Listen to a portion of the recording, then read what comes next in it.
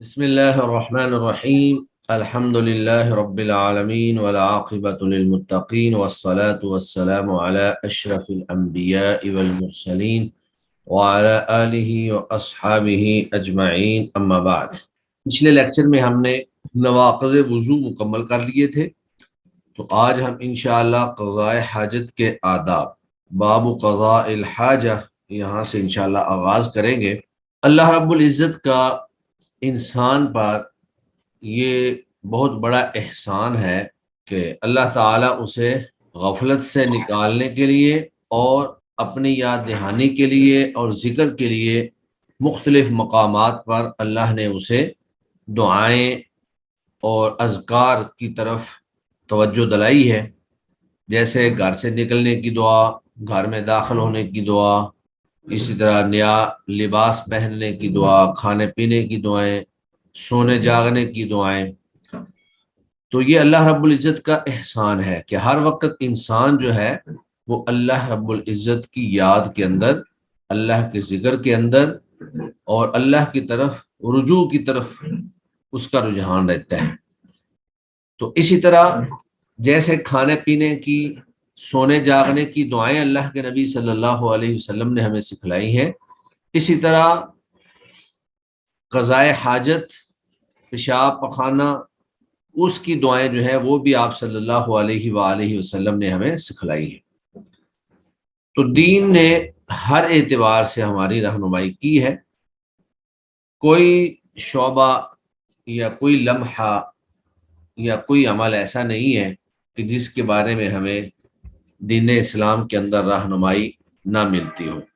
یہ الگ بات ہے کہ کسی کو کوئی بات سمجھ نہ آئے، کیونکہ بہت ساری چیزیں ایسی ہیں کہ جو اجمالاً ذکر کی گئی ہیں، تفصیلاً تو ہر کسی کو سمجھ آ جاتی ہیں۔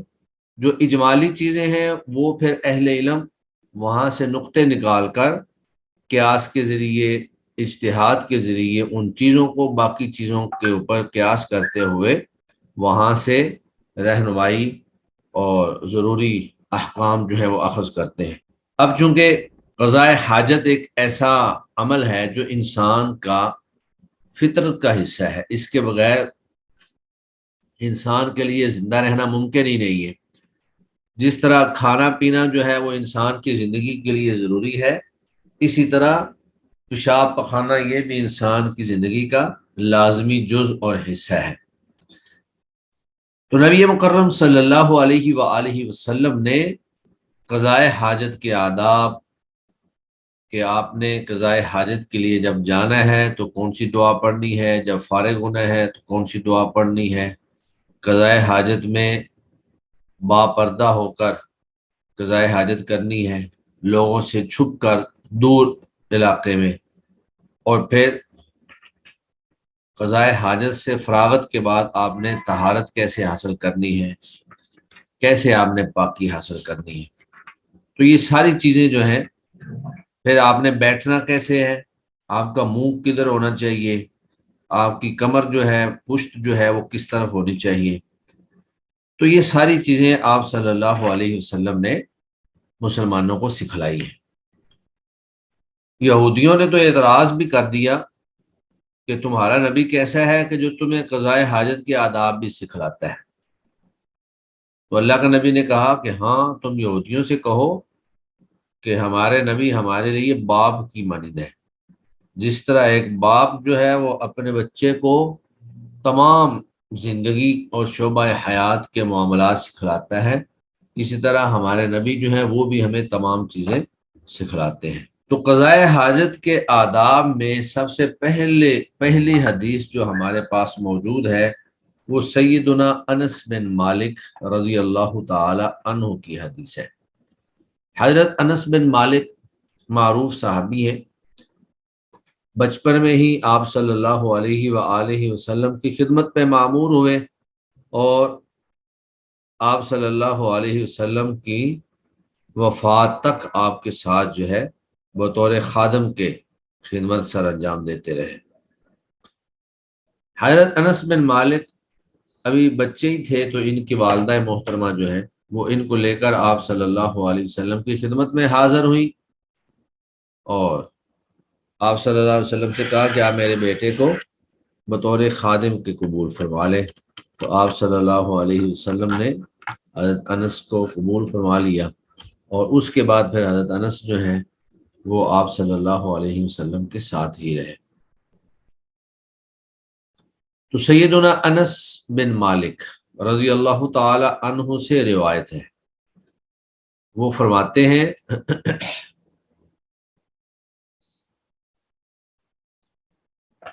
کانا رسول اللہ صلی اللہ علیہ وسلم، اب چونکہ حضرت انس جو ہے وہ ہر وقت آپ صلی اللہ علیہ وسلم کی خدمت پر معمور ہوتے تھے اور ہر وقت جو ہے وہ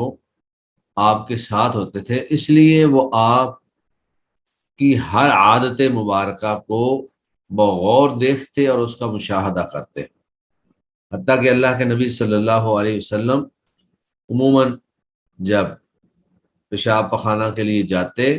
تو حضرت انس جو ہے وہ آپ کے لیے پانی کا بندوبست کرتے،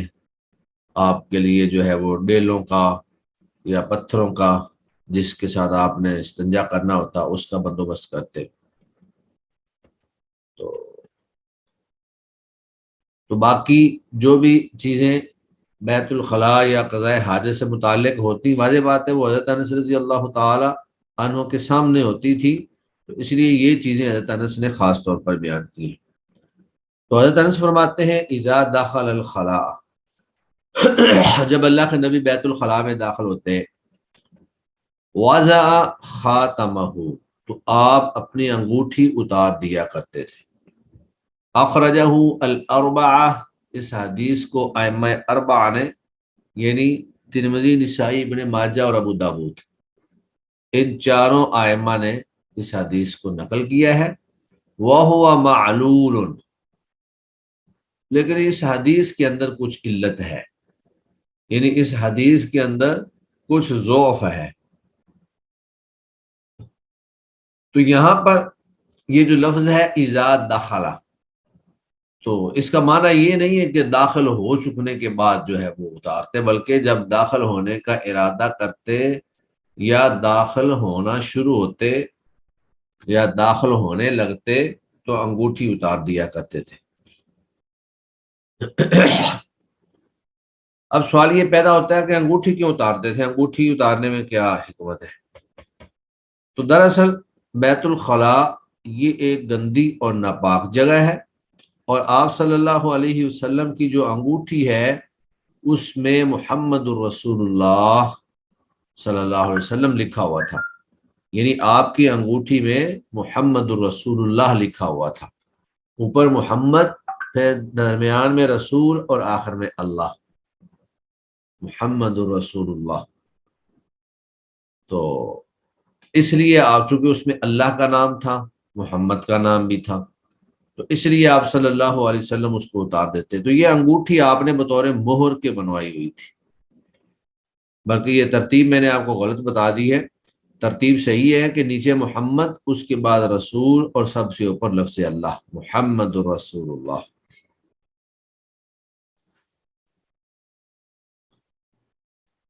تو آپ کی انگوٹھی کے بارے میں جو چیز ثابت ہے وہ یہ ہے کہ آپ زیادہ تر اسے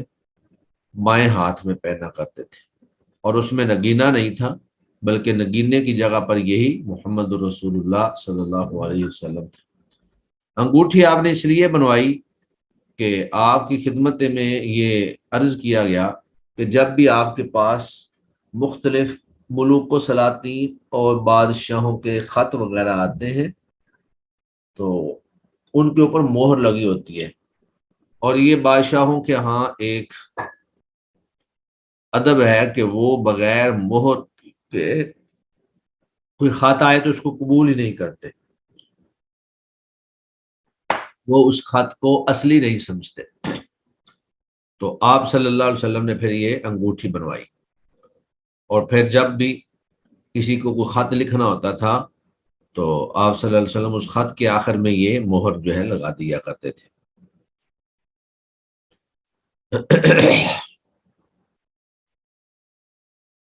اب اس حدیث کو چار ائمہ نے نقل کیا ہے، اور اس کو کہا گیا ہے کہ یہ حدیث معلول ہے، یعنی اس میں علت ہے۔ تو ابو داود نے اس کو معلول قرار دیا ہے۔ وہ کہتے ہیں کہ اس میں ایک راوی ہیں جن کا نام ہے حمام، تو وہ راوی جو ہے وہ ضعیف ہیں، اگرچہ بعض اہل علم نے انہیں ثقہ بھی قرار دیا ہے، جیسے ابن معین کہتے ہیں کہ نہیں وہ ثقہ ہے، لیکن چونکہ یہ حدیث حمام کے علاوہ دیگر روات سے بھی مروی ہے، تو اس حدیث کا جو متن ہے وہ صحیح ہے، سند کے اندر ضعف ہے یا سند کے اندر کمزوری ہے۔ تو ایک متن یا ایک معنی اور مفہوم کئی روایات سے ثابت ہو، تو اگر اس میں سے کوئی ایک سند ضعیف بھی ہو تو وہ متن دوسری اسناد کی وجہ سے، جو صحیح اسناد ہوتی ہیں ان کی وجہ سے وہ متن صحیح قرار پاتا ہے۔ تو گویا کہ یہ جو حکم ہے حکم درست ہے کہ جب بھی آپ بیت الخلاء میں جائیں تو کوئی بھی مقدس چیز یا کوئی ایسی چیز جس پر اللہ کا نام لکھا ہوا ہو یا جس پر جو ہے محمد صلی اللہ علیہ وسلم کا نام لکھا ہوا ہو یا کوئی بھی اس طرح کی مقدس چیز جو ہے اس کو بیت الخلاء میں لے کر نہ جائیں، کیونکہ یہ اس کے ادب کے خلاف ہے۔ اس حدیث سے ہمیں چند ایک چیزیں معلوم ہوتی ہیں۔ پہلی چیز تو یہ ہے کہ انگوٹھی پہننا جائز ہے، کیونکہ آپ صلی اللہ علیہ وآلہ وسلم بھی پہنتے تھے۔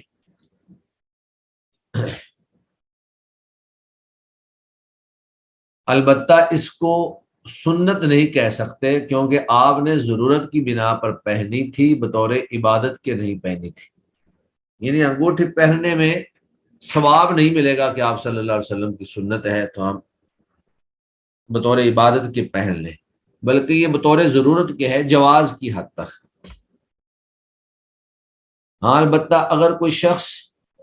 کسی عہدے پر قائم ہو اور اس کو بھی انگوٹھی اس طرح کی مہر کی ضرورت ہو تو پھر وہ بطور مسنون کے بھی پہن سکتا ہے، بطور ضرورت کے۔ لیکن جس طرح آج کا انگوٹھیوں کا رواج ہے، شوق سے پہنی جاتی ہیں، تو بطور شوق کے انگوٹھی پہننا مسنون نہیں ہوگا، بطور ضرورت کے، اور وہ بھی کسی سرکاری عہدے پر فائز شخص کے لیے وہ پہننا مسنون قرار پائے گا۔ لیکن انگوٹھی کے بارے میں یہ بات ذہن میں رکھیں کہ انگوٹھی جو ہے سونے کی نہیں ہونی چاہیے۔ مرد کے لیے سونے کی انگوٹھی جو ہے وہ جائز نہیں ہے۔ چاندی کی، لوہے کی یا کسی بھی دوسری دھات کی انگوٹھی پہن سکتے ہیں، سونے کی انگوٹھی جو ہے وہ جائز نہیں، کیونکہ مرد کے لیے سونے کا استعمال منع ہے، وہ انگوٹھی کی شکل میں ہو یا کسی بھی شکل میں۔ دوسری بات ہمیں یہاں سے یہ معلوم ہوتی ہے کہ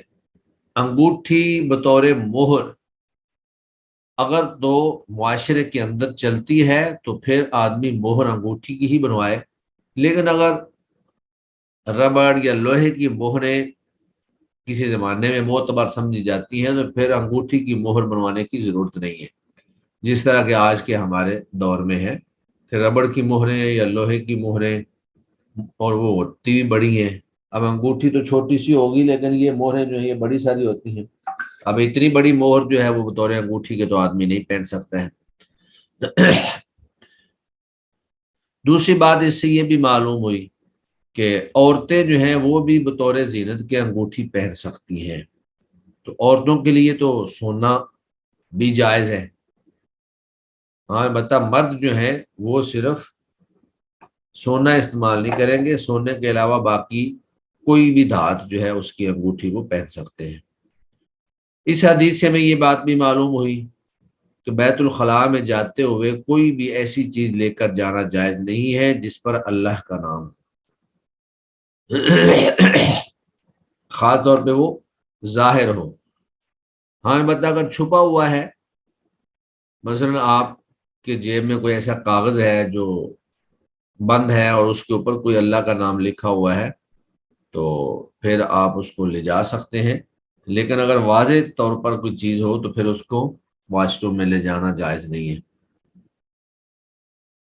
ہاں بسا اوقات ایسا بھی ہوتا ہے کہ آپ کے لیے انگوٹھی کو واش روم میں لے جانا مجبوری بن جاتی ہے، کیونکہ اگر آپ انگوٹھی اتار کر باہر رکھیں گے اور اس کو کوئی حفاظت کرنے والا نہیں ہوگا تو چوری کا اندیشہ ہے، تو اگر ایسا کوئی معاملہ بن جائے تو پھر اس کو اتار کر جیب میں ڈال لیا جائے تاکہ وہ پردے میں آ جائے۔ لیکن یہ وہ انگوٹھی ہے جس پر اللہ کا نام ہو، اور جو ہماری عام انگوٹھیاں ہیں آج کل جس میں نگینے ڈلے ہوتے ہیں، اس پہ کوئی نام وغیرہ نہیں ہوتا ہے، تو ان انگوٹھیوں کے بارے میں کوئی مسئلہ نہیں ہے، وہ آپ واش روم میں بھی لے کے جا سکتے ہیں۔ اس حدیث سے بھی یہ بات بھی معلوم ہوئی کہ جب لفظ اللہ کا احترام یہ تقاضا کرتا ہے کہ اسے بیت الخلاء میں نہ لے جایا جائے، تو اس سے یہ بات بھی معلوم ہوتی ہے کہ ایسے مقدس کاغذات جو ہیں جن پر اللہ کا نام لکھا ہو، انہیں رستوں میں پھینکنا یا گٹروں کے اندر یا بلدیہ میں گندی جگہوں پر کوڑے کے اندر پھینکنا، یہ بھی درست نہیں ہے، تاکہ اللہ کے نام کی بے حرمتی نہ ہو۔ اسی طرح تمام اہل علم کا اس بات پر بھی اتفاق ہے کہ بیت الخلاء میں قرآن مجید لے کر جانا بھی صریح حرام ہے، کیونکہ یہ قرآن مجید کے ادب کے خلاف ہے، ادب کے منافی ہے۔ اس کے بعد پھر جو دوسری حدیث ہمارے پاس موجود ہے وہ بھی سیدنا انس بن مالک رضی اللہ تعالی عنہ سے ہی مروی ہے۔ تو چونکہ حضرت انس صاحب صلی اللہ علیہ وسلم کے ساتھ رہتے تھے، تو عموماً ایسا ہی ہوتا ہوگا کہ اللہ کے نبی وہ انگوٹھی اتار کر حضرت انس کو پکڑا دیتے ہوں گے کہ آپ یہ پکڑو، اور خود قضاء حاجت کے لیے چلے جاتے ہوں گے۔ تو جب اللہ کے نبی بیت الخلاء میں داخل ہوتے تو آپ دعا بھی پڑھتے تھے، تو حضرت انس وہاں موجود ہوتے تھے، تو آپ نے وہ دعا بھی ہمارے لیے منقول کر دی ہے، نقل کر دی ہے، روایت کر دی ہے۔ حدیث کے الفاظ ہیں وعنہ، اور حضرت انس سے ہی روایت ہے، قال انہوں نے کہا، کان نبی صلی اللہ علیہ وسلم، تھے نبی کریم صلی اللہ علیہ وسلم، اذا دخل الخلاء، جب بیت الخلاء میں داخل ہوتے، قالا، تو آپ کہتے، اللہم انی اعوذ بک من الخبث والخبائث، یہ دعا ہے۔ تو یہ دعا جو ہے یہ ہمیں بھی اس کی پابندی کرنی چاہیے، اپنے بچوں کو خاص طور پر ضرور یہ دعا سکھلانی چاہیے کہ جب بھی واش روم میں جائیں تو یہ دعا پڑھ لیں، اللہم، اے اللہ، انی اعوذ بکا، بے شک میں تیری پناہ میں آتا ہوں، من الخبث، ناپاک جنوں سے، والخبائث، اور ناپاک جننیوں سے۔ اخرجہ السبعہ، اس حدیث کو محدثین نے، سبعہ نے، 7 محدثین نے روایت کیا ہے۔ تو 7 محدثین سے مراد سیاہ ستہ، یعنی بخاری، مسلم، ابو داود، ترمذی، نسائی، ابن ماجہ، اور ساتھ ساتھ مسند احمد کو بھی شامل کر لیں۔ تو ان 7 محدثین نے اس حدیث کو روایت کیا ہے۔ الخلاء، خلاء اس جگہ کو کہتے ہیں جس میں اللہ کے نبی جب بیت الخلاء میں داخل ہوتے، خلاء میں داخل ہوتے، اس جگہ کو کہتے ہیں جس میں انسان اکیلا اور تنہا ہوتا ہے۔ اور بیت الخلاء کی بھی وجہ تسمیہ یہی ہے کیونکہ وہاں پر آدمی اکیلا ہوتا ہے تاکہ آدمی پردہ میں اپنی حاجت کو پورا کر سکے۔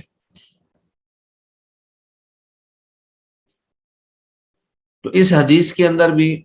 بیت الخلاء میں داخل ہونے کا ایک ادب بیان کیا گیا ہے کہ جب آپ نے بیت الخلاء میں داخل ہونا ہے تو اس وقت آپ نے یہ دعا پڑھنی ہے۔ اب یہ دعا، اس سے ثابت ہوتا ہے کہ بیت الخلاء جو ہے وہ شیطانی اڈا ہے، یعنی وہاں پر شیطان بسیرا رکھتے ہیں۔ ایک دوسری حدیث کے اندر بھی یہ بات ثابت ہے کہ اللہ کے نبی نے فرمایا کہ بیت الخلاء میں شیطان جو ہے وہ اپنا بسیرا کرتے ہیں، لہذا جب بھی تم بیت الخلاء میں جاؤ تو یہ دعا پڑھ لیا کرو۔ آج کل ہم دیکھتے ہیں کہ بہت سارے لوگ جو ہیں وہ روحانی مسائل کا شکار ہیں، جنات اور جادو اور اس طرح کر کے ان کو بہت سارے مسائل لاحق ہو جاتے ہیں۔ تو اس کی بھی بنیادی وجہ یہی ہے کہ ہم ان دعاؤں کا اہتمام نہیں کرتے، خاص طور پر بچوں کے اندر، اور پھر خواتین کے اندر یہ معاملہ اس لیے زیادہ ہوتا ہے کیونکہ وہ جن مخصوص ایام میں انہوں نے نماز نہیں پڑھنی ہوتی، وہ ان مخصوص ایام میں دیگر اذکار بھی چھوڑ کر بیٹھ جاتی ہیں، صبح و شام کے اذکار، حتیٰ کہ واش روم میں جانے کی دعا، یہ ساری چیزیں وہ چھوڑ کر بیٹھ جاتی ہیں۔ تو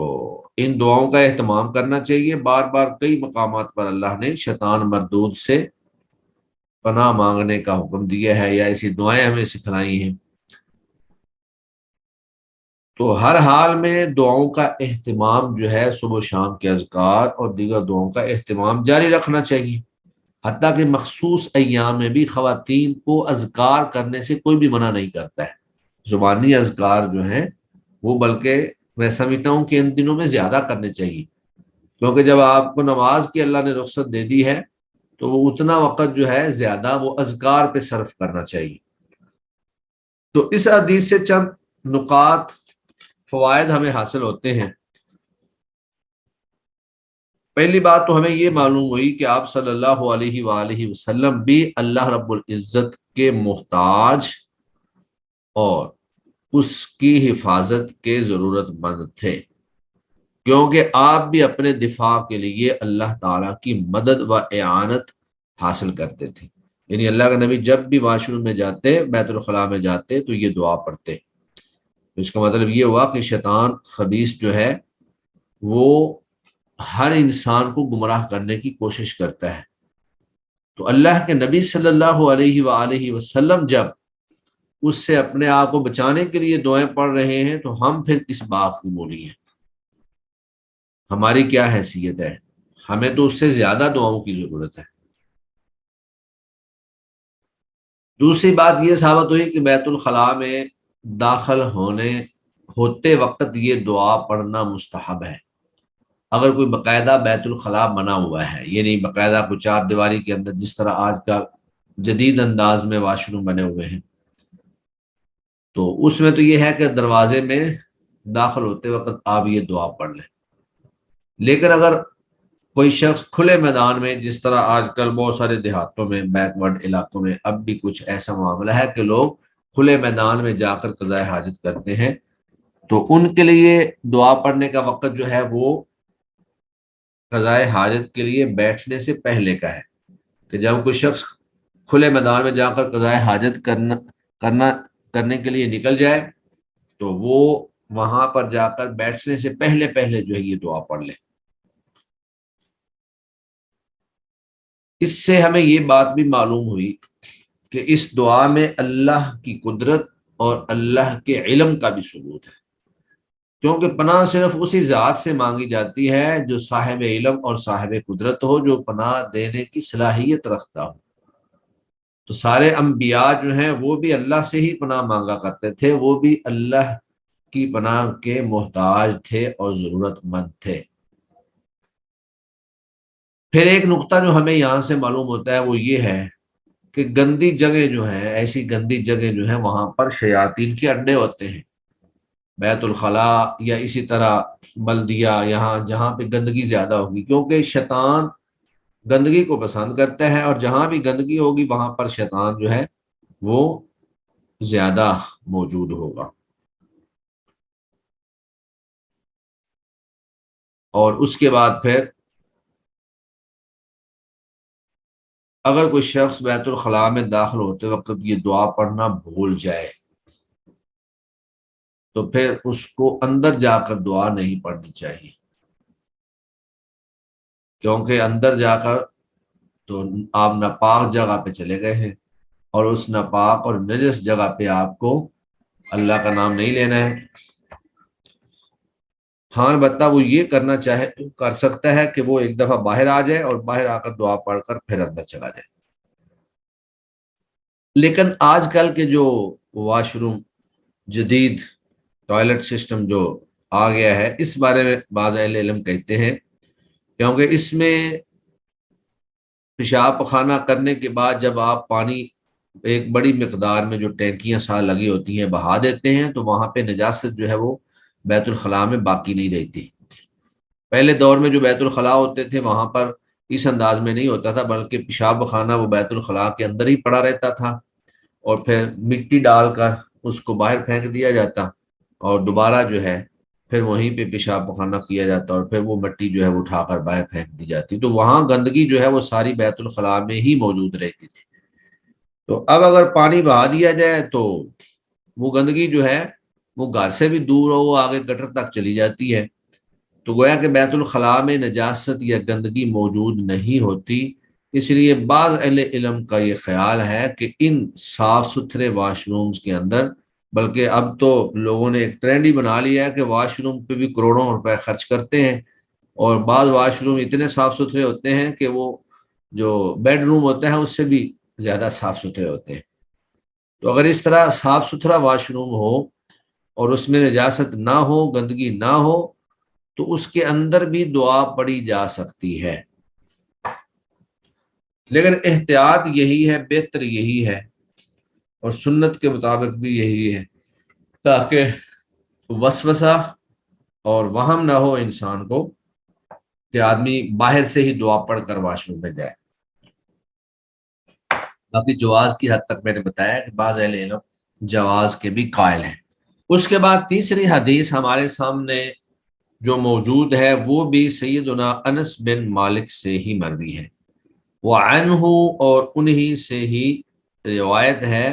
یعنی انس بن مالک سے ہی روایت ہے، قال، انہوں نے کہا، کان رسول اللہ صلی اللہ علیہ وسلم، تھے رسول اللہ صلی اللہ علیہ وآلہ وسلم، یدخل الخلاء، بیت الخلاء میں داخل ہوتے، بیت الخلاء میں داخل ہوتے۔ تو حضرت انس فرماتے ہیں کہ فاحمل انا وغلام نحوی، بس اٹھاتا تھا میں، وغلام، اور ایک نوجوان، نحوی، میرے جتنا، یعنی میرے جیسا، میری عمر کا ایک اور نوجوان، وہ بھی کوئی نوجوان ہوگا جو آپ صلی اللہ علیہ وسلم کی خدمت پر مامور تھا، اگرچہ اس کا نام جو ہے وہ موجود نہیں ہے۔ تو غلام سے مراد کم سن لڑکا یا نابالغ نوجوان، تو یہ ان سارے الفاظ جو ہیں وہ اس پر بولے جاتے ہیں۔ تو کیا ہم اٹھاتے تھے؟ اداوتن، ایک چھوٹا برتن، من مائن، پانی کا، وعنزتن، اور نیزہ یا برچھی، یہ برچھی ہوتی ہے، یعنی لکڑی جو ہے نا، لکڑی کے آگے پھل سا لگا ہوتا ہے لوہے کا، تو اس کو برچھی کہتے ہیں۔ فیستنجی بالماء، تو آپ صلی اللہ علیہ وسلم استنجا کرتے پانی کے ساتھ۔ تو برچھی اس لیے اٹھاتے تھے کہ اگر پانی موجود نہ ہو تو اس برچھی کو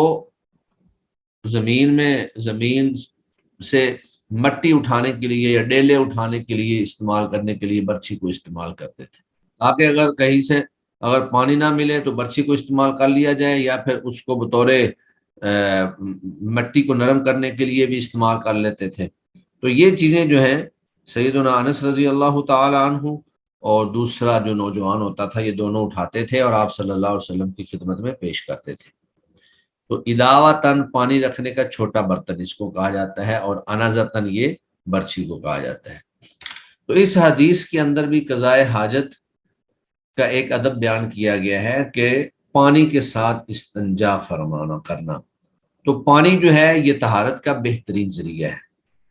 ڈیلے استعمال کرنا یا مٹی استعمال کرنا اس سے طہارت ہو جاتی ہے، لیکن جتنی پانی سے طہارت ہوتی ہے اتنی مٹی سے طہارت نہیں ہوتی ہے۔ مٹی سے یا ڈیلوں سے طہارت کرنے سے نجاست کے کچھ ذرات یا نجاست کا کچھ نہ کچھ حصہ جو ہے وہ انسان کے جسم پر باقی رہ جاتا ہے، تو پانی کے ساتھ جو ہے نجاست بالکل صاف ہو جاتی ہے۔ اس حدیث سے ہمیں چند ایک چیزیں معلوم ہوتی ہیں۔ پہلی بات تو یہ ہے کہ حضرت انس رضی اللہ تعالی عنہ کی فضیلت اور مقام، کہ انہیں اللہ کے نبی صلی اللہ علیہ وسلم کے خادموں کی صف میں جگہ پانے کی سعادت حاصل ہوئی، اور وہ ہر موقع پر آپ صلی اللہ علیہ وسلم کی خدمت پر کمر بستہ رہتے تھے۔ دوسری بات جو ہمیں اس حدیث سے معلوم ہوئی وہ یہ ہے کہ آزاد لوگوں سے بھی خدمت لی جا سکتی ہے، جبکہ وہ اسے اپنے لیے باعث شرف سمجھیں، یعنی ضروری نہیں ہے کہ آپ اپنے غلام سے ہی خدمت لیں، کوئی بھی آزاد شخص جو ہے اگر وہ آپ کی خدمت میں شرف محسوس کرے، عزت محسوس کرے، تو اس سے بھی خدمت لی جا سکتی ہے۔ تیسرا نقطہ ہمیں یہ معلوم ہوا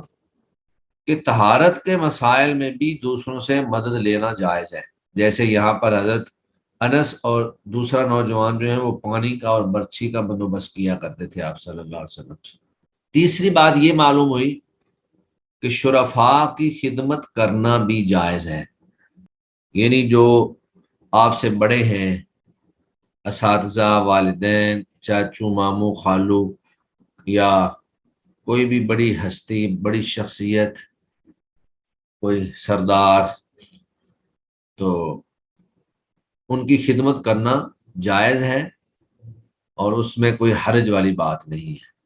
اور اس سے یہ بات بھی معلوم ہوئی کہ جو کام کرنا ہو اس کی وقت سے پہلے مناسب تیاری کر لینی چاہیے۔ تو حضرت انس اور دوسرا نوجوان جو ہے یہ آپ صلی اللہ علیہ وسلم کی خدمت میں ہر وقت موجود ہوتے تھے، اور جب بھی آپ صلی اللہ علیہ وسلم بیت الخلاء کے لیے جاتے تو یہ دونوں جو ہے آپ کے لیے مناسب چیزیں، پانی اور برچھی، جو بھی ضرورت کی چیزیں ہیں وہ پہلے سے تیار کر کے رکھتے تھے اور آپ کو اسی وقت پھر مہیا کر دیتے۔ اور اس سے یہ بات بھی معلوم ہوئی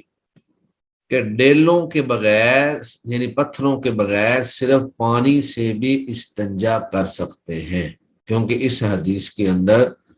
ڈیلوں کا ذکر نہیں ہے۔ اور اس حدیث سے ہمیں یہ بات بھی معلوم ہوتی ہے کہ قضائے حاجت کے وقت سطر کی حفاظت کرنا انتہائی ضروری ہے،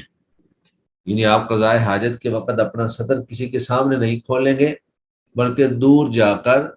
چھپ کر، ایسی جگہ پر جہاں سے آپ کو کوئی بھی نہ دیکھ رہا ہو، وہاں پہ جا کر آپ قضائے حاجت جو ہے وہ کریں گے۔ اس کے بعد جو چوتھی حدیث آج کے ہمارے لیکچر کی ہمارے سامنے موجود ہے وہ سیدنا مغیرہ بن شعبہ رضی اللہ تعالی عنہ سے مروی ہے۔ تو حضرت مغیرہ بن شعبہ سے روایت ہے، وعن المغیرہ بن شعبہ، مغیرہ بن شعبہ سے روایت ہے، قال، انہوں نے کہا، قال علی رسول اللہ صلی اللہ علیہ وسلم، مجھے رسول اللہ صلی اللہ علیہ وسلم نے فرمایا،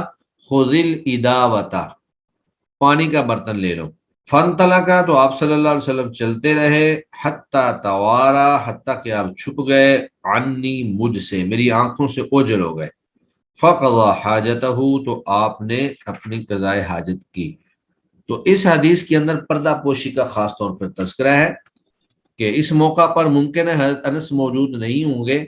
تو آپ صلی اللہ علیہ وآلہ وسلم نے حضرت مغیرہ بن شعبہ کو کہہ دیا کہ آپ پانی پکڑ لیں۔ تو جس طرح کے نیچے وضاحت موجود ہے کہ یہ غزوہ تبوک کا قصہ ہے، تو چونکہ غزوات کے اندر ممکن ہے حضرت انس رضی اللہ تعالیٰ عنہ چھوٹی عمر کی وجہ سے اس غزوہ میں نہ گئے ہوں، تو حضرت مغیرہ بن شعبہ جو ہے وہ ساتھ موجود ہوں، یا حضرت مغیرہ نے آپ کے وضو اور طہارت کی خدمت کو سنبھال رکھا ہو۔ تو آپ صلی اللہ علیہ وسلم اتنا دور چلے گئے کہ حضرت مغیرہ فرماتے ہیں کہ میری آنکھوں سے اوجھل ہو گئے۔ تو اس حدیث میں جو ادب بیان ہوا ہے وہ گویا کہ یہ ہے کہ چھپ کر، لوگوں سے چھپ کر، دور جا کر جو ہے وہ قضائے حاجت کرنی چاہیے۔ اس حدیث سے بھی جو فوائد حاصل ہوتے ہیں اس میں ایک تو حضرت مغیرہ بن شعبہ رضی اللہ تعالی عنہ کی فضیلت ہے، اور اسی طرح اس سے یہ بھی معلوم ہوا کہ کسی آزاد شخص سے خدمت لی جا سکتی ہے اگر وہ خوشی کے ساتھ خدمت کرنے پر راضی ہو جائے۔ پھر اس سے یہ بات بھی ثابت ہوئی کہ صرف پانی سے استنجا کر لینا کافی ہے، کیونکہ اس حدیث میں بھی اور پچھلی حدیث میں بھی، ان دونوں احادیث میں 60 ڈیلے لینے کا تذکرہ نہیں ہے۔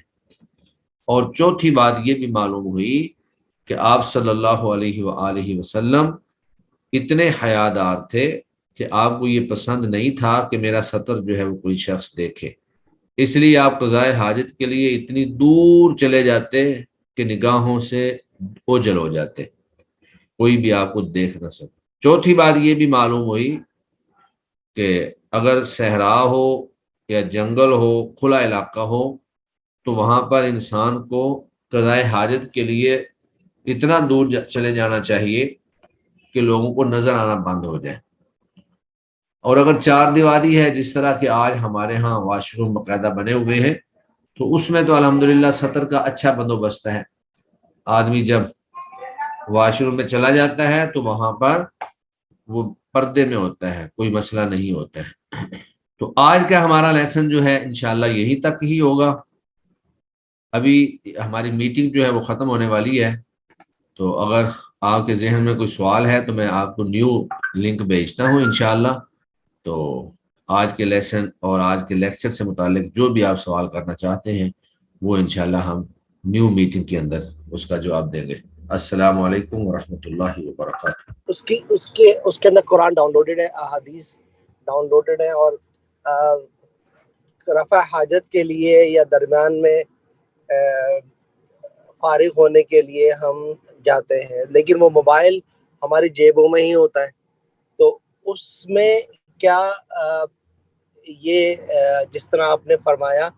کہ ایسا ممکن نہیں ہے کہ آپ قرآن کی کوئی چیز یا اللہ کا نام لکھا ہوا لے کے جائیں، لیکن یہ تمام معاملات اس جگہ کے ہیں جو کہ انتہائی صاف ستھری اور بہتر ہیں، وہ پرانے والے سسٹم نہیں ہے. تو براہ کرم اگر رہنمائی کر دیں تو بہتر ہے. اصل میں موبائل کے اندر جو قرآن مجید ہے وہ ہارڈ شکل میں نہیں ہے. جب آپ موبائل بند کرتے ہیں تو پھر وہ موبائل سوائے ایک اللہ کے کچھ نہیں ہوتا ہے. ٹھیک ہے. ہاں البتہ اگر آپ موبائل کو واش روم میں کھول کر قرآن کھول کر بیٹھ جائیں تو وہ پھر قرآن کا ہی حکم ہوگا، وہ جائز نہیں ہوگا. لیکن اگر موبائل کو آپ بند کر کے چلے جاتے ہیں تو وہ سوائے ایک آلے کے اس کی کوئی حیثیت نہیں ہے، اور پھر وہ اس میں آپ یہ بھی کہہ سکتے ہیں کہ وہ قرآن مجید جو ہے وہ پردے میں ہے، نظر نہیں آ رہا ہے. تو جو چیز چھپی ہوئی ہو، نظر نہ آ رہی ہو، اس کا حکم اور ہوتا ہے، اور جو بالکل سامنے ہو اس کا حکم اور ہوتا ہے. اور پھر یہ جو قرآن مجید ہے یہ تو ایک سکرین ہوتی ہے، روشنی ہوتی ہے، روشنی جو ہے وہ سکرین پہ ظاہر ہوتی ہے تو اس میں الفاظ ظاہر ہو جاتے ہیں. تو قرآن مجید ویسے تو انسان کا دل میں بھی قرآن مجید موجود ہے، اس طرح تو پھر بندے کو خود بھی واش روم میں نہیں جانا چاہیے. تو اس کو آپ ایسے ہی سمجھ لیں کہ جیسے دل کے اندر چھپا ہوا ہے، اندر موجود ہے. تو یہ جب موبائل کو آپ بند کر لیتے ہیں تو پھر وہ ایک آلہ ہے، وہ ایک ڈیوائس ہے، اس سے بڑھ کر اس کی کوئی حیثیت نہیں ہے، اس کو آپ قرآن نہیں کہہ سکتے. تو بند کر کے جانا چاہیے. ہاں البتہ کوئی بندہ واش روم میں جا کر کھول کر قرآن پڑھنا شروع کر دے تو پھر وہ منع ہوگا. جی جزاکم اللہ خیر، بہت واضح ہو گیا. السلام علیکم. جی فواد علی صاحب. السلام علیکم ورحمۃ اللہ. وعلیکم السلام. اچھا سر، مجھے بھی اسی سے ایک ملتا جلتا سوال پوچھنا تھا کہ جب جیسے مسجد میں جماعت ہو رہی ہوتی ہے اور قرآن پڑھا جا رہا ہوتا ہے بڑے واضح انداز میں، تو واش روم میں اکثر بیٹھے ہوئے اسپیکرز کی وجہ سے واضح طور پہ قرآن سنائی دیا جا رہا ہوتا ہے، تو کبھی کبھی اذان بھی سنائی دے رہی ہوتی ہے، تو اس کا کیا حکم ہوتا ہے؟ کہاں پہ سنائی دے رہی ہوتی ہے؟ واش روم میں مسجد کے جو غسل خانے استنجا خانے ہوتے ہیں، جو چیز آپ کی وہاں پہ جو لوگ کنٹرول میں بیٹھے ہوتے نہیں ہیں ہے انہیں اس کے آپ محتاج نہیں ہے، اس کے آپ مکلف نہیں ہیں. آپ دیکھیں اللہ کے نبی صلی اللہ علیہ وسلم ایک موقع پر پیشاب کر رہے تھے، جو کسی نے آ کر ان کو سلام کہا. اللہ کے نبی نے خود جواب نہیں دیا، لیکن اس کو یہ نہیں کہا کہ تو نے مجھے سلام کیوں کہا تھا، میں نے تو سلام سن لیا ہے. تو آپ واش روم میں بیٹھے ہوئے ہیں، آپ وہاں پہ بیٹھ کر اذان ہو رہی ہے تو اذان کا جواب نہیں دیں گے. باقی اذان آپ کے کانوں میں جو پڑ رہی ہے وہ آپ خود نہیں اذان کہہ رہے یا آپ خود قرآن کی تلاوت نہیں کر رہے، تو اس میں آپ مکلف نہیں ہیں، کیونکہ اس میں آپ مجبور ہیں، وہ آپ جان بوجھ کر نہیں کر رہے. اب وہ اللہ کے نبی نے اگر منع کیا ہوتا نا کہ بھائی آپ نے مجھے کیوں سلام کہا ہے، تو پھر ایک مسئلہ ہوتا. تو اللہ کے نبی نے تو سلام سنا تھا، خود جواب نہیں دیا، تو آپ نے خود کوئی عمل نہیں سر انجام دینا ایسا، یعنی جواب نہیں دینا اذان کا یا قرآن کی تلاوت نہیں کرنی. لیکن جو آواز اپنے آپ کے کانوں میں پڑ رہی ہے اس سے آپ بچ ہی نہیں سکتے ہیں. جی کسی کے پاس اگر کوئی کویشچن نہیں ہے تو پھر ہم یہ میٹنگ ختم کریں گے، کیونکہ اگلا لیکچر جو ہے وہ ہمارا اصول حدیث کا ہے، تو اس کے لیے نیو میٹنگ جو ہے وہ سٹارٹ کرنا پڑے گی.